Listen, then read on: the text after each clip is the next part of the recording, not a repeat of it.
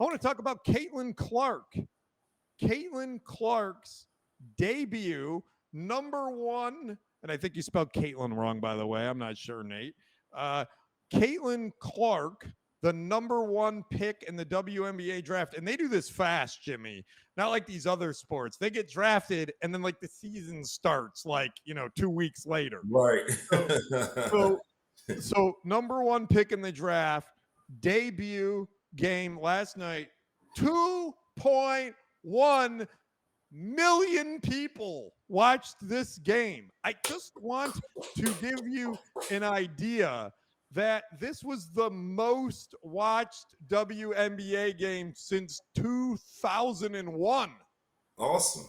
That is awesome. Now, Caitlin Clark had kind of a rough start in the first half.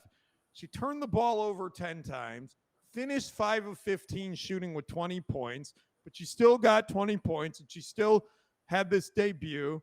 And, before I ask you this question, Jimmy, because I think I know your answer, I'm going to also say this, that she played in the national championship game a few weeks ago that was the highest rated women's national championship game and had a higher television rating than the men's championship at 18 million viewers. So, Jimmy, tell us, is Caitlin Clark and the WNBA must-watch TV? Hell yeah! All right. You know why? There we go. Do you know why? I'm watching it. No, really. I mean, it's in the numbers. 2.1 million, highest ever in 23 years. Just a few weeks ago, she had the NCAA tournament.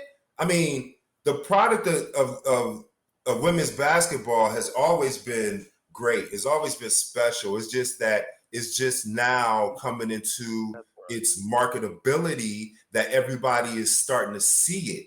And so that's why I appreciate what Caitlin has done and doing for the sport, particularly in women's basketball. You also add that the effect that she also has had is that now in the WNBA, they have charter planes. That is also an effect for Caitlin Clark, her coming into the league. So, shout out to I won't call them old, you don't call ladies, old, but the seasoned veterans who are also been great ambassadors for the game. I think tonight or tomorrow, if I'm not mistaken, she's going against Breanna Stewart, who's one of my favorite players in the WNBA. That girl is cold. She's a Reina MVP. So, Caitlin only scoring 20 points, but having 10 turnovers. I mean, she's going to get better. It's her first game. The speed is different. The strength is different. There's certain things that you could get away with in college that you can't do in the pros. So, yeah, she has a great upside and obviously marketability to grow the game. I 100% agree with you. And I do kind of agree that women's basketball has always been great. I think it's super great right now. I think it's better than it ever has been. And I'm going to tell you why. Not to take anything away from the players of the past. And there's been some great players in the past. But right now, it's kind of one of those eras. It's the same thing in the NBA. Sometimes you have these eras where, like the Allen Iverson years, it was a little lean. I mean, we were talking about Stephon Marbury and like Latrell Sprewell, right? Like it was a little lean on the talent side. But then you got those years. I don't know. You just named some great players. Barkley and Elijah and Malone and Miller. And you got times in these leagues where it's stacked, and it's stacked right now in women's basketball. Yes. And I think that's what makes it exciting.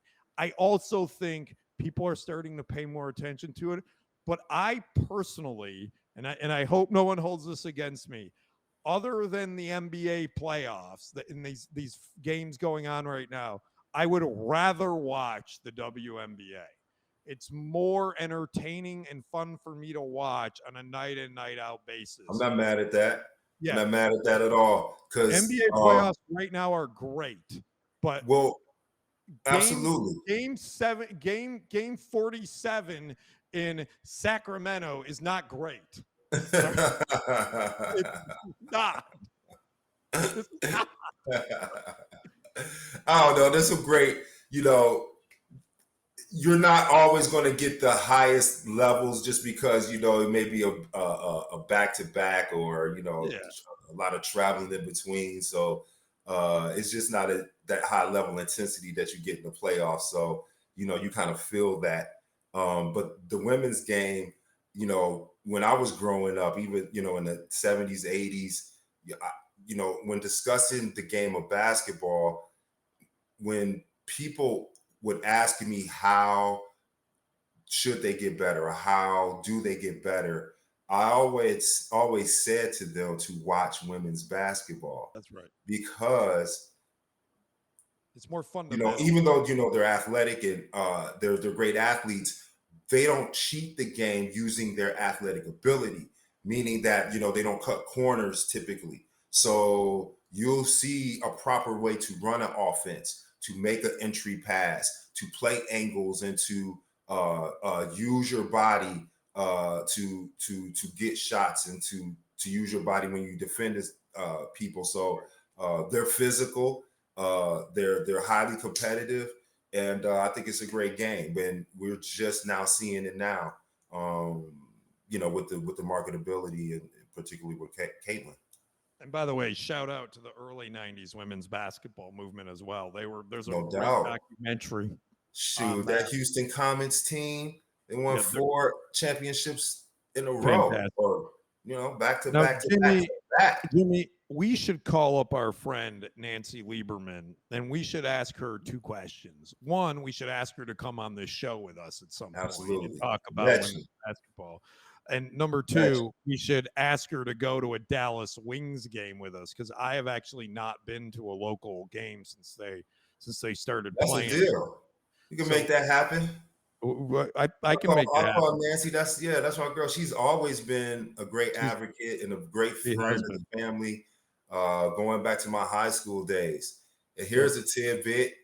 She loved me so much, and that's why I appreciate Nancy. That's why I love Nancy. That back then, and I should have listened to you, Nancy. She was like, this kid in high school is good enough to go straight to the league. I should have listened to her. I should have listened to her. I should have been one of the first to jump ship. Jimmy, Fab 5, baby. Don't break. I know 5 times till I die. Heart. 5 times till I die. All day. But I did a lot of sacrifice. I should have went ahead and, took the bizzles. That talking breaks my 12-year-old. AKA the bag. You would have ruined my 12-year-old. Hey, what's meant to be is meant to be. I'm not complaining at all. We just talking what is. But that's why I love Nancy, because, she gave me that love and that praise. And that gave